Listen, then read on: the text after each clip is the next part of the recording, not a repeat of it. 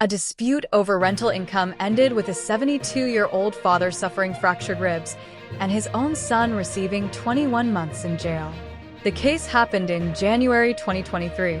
Teo Yaozhong, then living with his father, became angry because his father had rented out a room but had not shared the rental income with him. Before midnight, Teo began throwing household items around the home. When his father tried to stop him, Teo repeatedly hit him on the head with a remote control. The older man raised his arms to defend himself, but tripped over items on the floor and fell. Teo then stomped on his father's chest while his father tried to push his feet away. The father eventually escaped from the unit, called the police, and waited for officers at the void deck.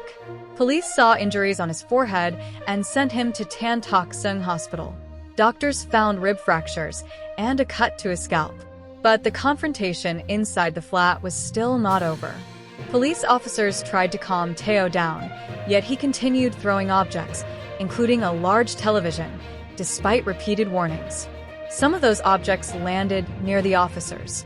Teo was arrested and later pleaded guilty to voluntarily causing grievous hurt. On August 20th, he was sentenced to 21 months in jail. What makes this case important is the victim's age. The prosecution specifically argued that the father was vulnerable because he was elderly and physically unable to stop what was happening.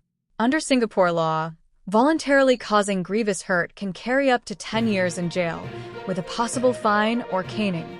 So this was legally far more serious than an ordinary family quarrel. There is also a wider issue here. Singapore's latest domestic violence data shows that lower-risk elder abuse cases reported to community agencies rose from 297 in 2023 to 359 in 2024.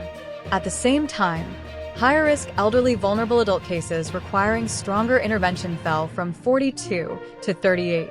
That suggests two things can be true at once. More problems may be coming to attention earlier, while the most serious cases remain relatively uncommon. The lesson is not that every money dispute will become violent.